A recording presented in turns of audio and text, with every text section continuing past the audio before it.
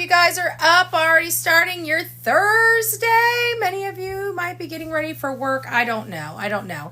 We will be getting on to Sebastian Rogers and the update that I broke on YouTube last night. But as you guys see, I've got a new thumbnail. It's about Crystal Rogers' case. Crystal Rogers is a case that I've been covering since, I would say probably about 2019, 20.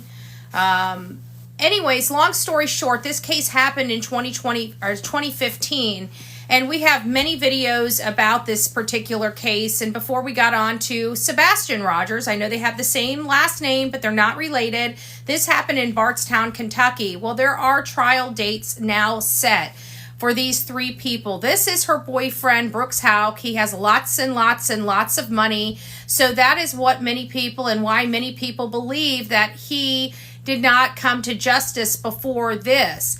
And it appears that he utilized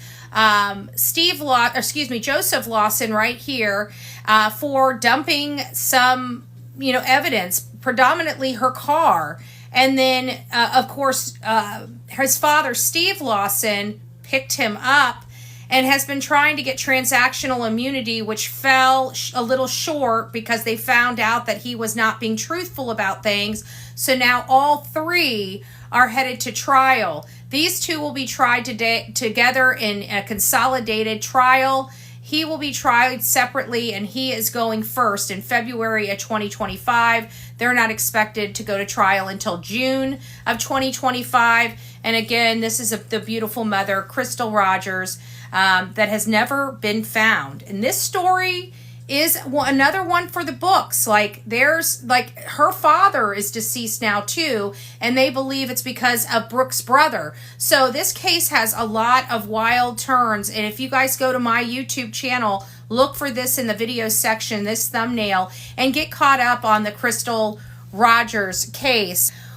But we're getting back to the meat and potatoes of this case. This is Sebastian Wayne Drake Rogers. He's a 15-year-old autistic boy that disappeared from inside his home in Hendersonville, Tennessee, and has never been seen since. He has been missing all of this time. There have been some leads that came in for sightings of him, but those were exhausted and found not to be him. Not that they weren't talked about, not that the people weren't found. They were found, and the person that people thought was him, it was not him. So he has not been seen or heard from by an independent third party since February 25th at 6:30 p.m., and that was at the Texas Roadhouse Grill. There has been some updates that I did break last night on my channel, on my YouTube channel. If you haven't subbed up to it, and you have been following the Sebastian Wayne Drake Rogers case, you're going to want to get your information there. Hey, Chasing Crimes, nice to see you, my love, because that's where I usually go first before I come here. So here's the update from at night. I drink coffee, so I've got milk. And of course, I got this little, thing. So bear with me, but I'll probably cough a little bit through it. The bad thing about having milk in my coffee, okay? So this is from the At Night Intelligence team, and it's for a public update on the search of Sebastian Wayne Drake Rogers, and it was from yesterday. And I'm going to read it verbatim. You can find it on Nick the Hat's YouTube channel in his community post section if you'd like to read it for yourself.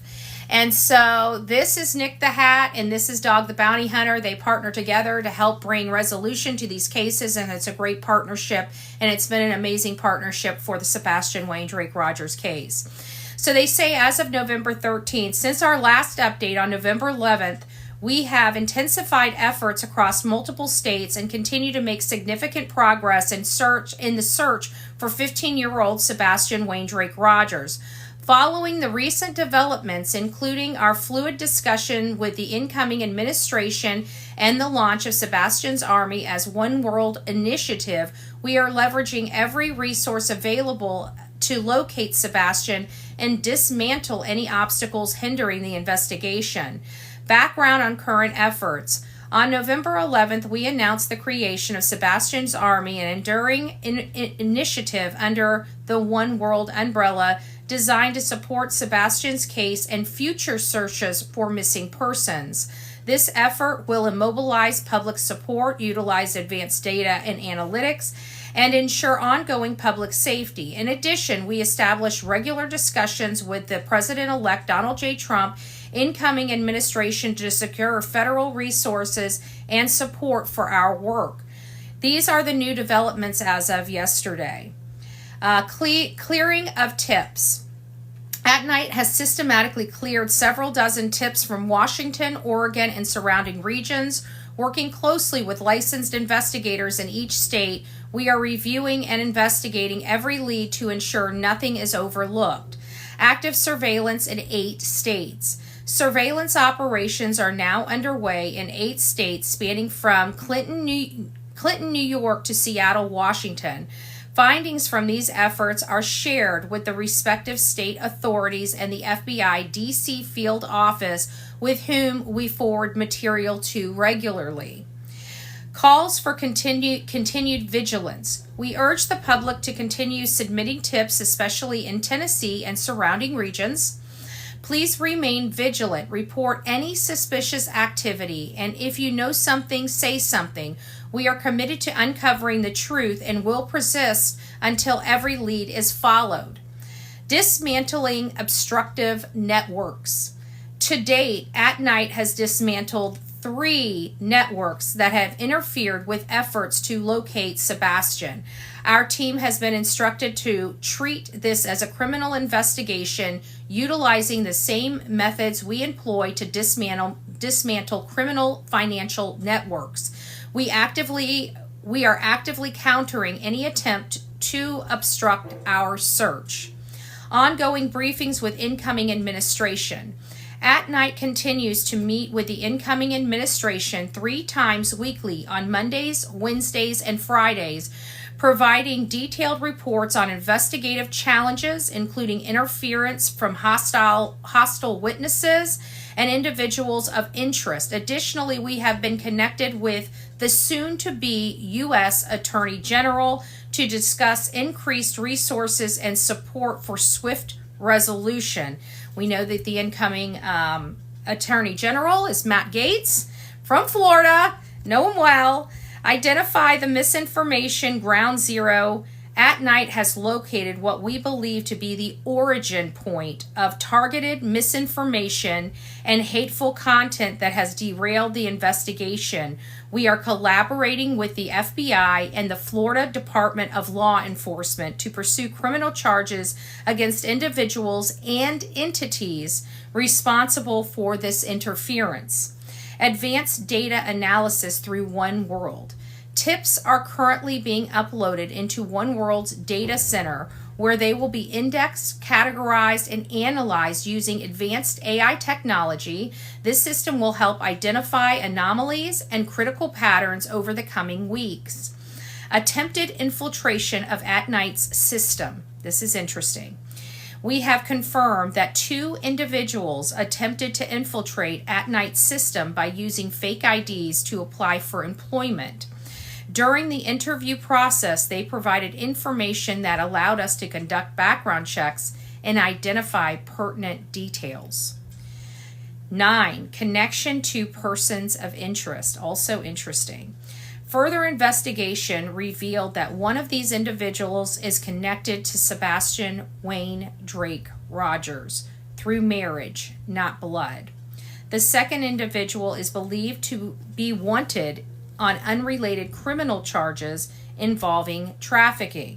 These individuals have been reported to authorities and further investigations are underway. We remain deeply appreciative of the public's ongoing support. We urge anyone with information, no matter how small, to come forward. Together, we will continue to work tirelessly to bring Sebastian home and to hold accountable those who obstruct this critical mission. If you have any if you have any information concerning the whereabouts of Sebastian Wayne Drake Rogers, please call Sumner County Sheriff's Office at 451-3838, TBI, which is 800 TBI find, or via tips to TBI at tbi.tn.gov. That's a mouthful. You can reach out to the FBI, nearest embassy, American Embassy or consulate, or send tips to tips.fbi.gov. Alternatively, you can reach out to at Dog Bounty Hunter at 833-TELL-DOG, which is 833-835-5364. At night, 844-922-3236. Anonymously texting 332-252-3636. Or you can send tips to Most Wanted at manhunts.one, spelled out, O-N-E. So there's your most critical updates. I didn't have a chance to get over here to say that last night. I should have ended my live and came over here and let you guys know, but I did not. So I wanted to tell you guys about this new trial set for Crystal Rogers. I think Crystal Rogers' case needs a lot of attention because this is a very interesting case. And if you like the Alec Murdaugh case and all the twists and turns and getting to where we were and where we are today with the Alec Murdaugh, this one is up there right along with that. I mean, Brooks Houck had a $10 million bail hearing because he has $10 million in assets. It's a farm community, a desolate community. We know how people with money kind of rule the county. We're dealing with that in part in Sumner County. So when you have these things going on, you have to look at them. You know, power and privilege does a lot in this country when people are trying to say it does not, that it no longer matters, that there's not this two-tier of justice. Well, it took a really long time to get this man behind bars, and this is a nobody case. So there's nobody. And they're taking it to trial. They have enough evidence and information at this point that they feel confident on convicting all three of their part in the disappearance of Crystal Rogers, which they are being charged with. Well, Brooks is being charged with the unaliving. They're being charged with accessories and tampering with evidence and things of that nature. And a lot of their failure to come forward and his work with them, he had a lot of information that he finally started coming forward. And his work with them, he had a lot of information that he finally started coming forward. I feel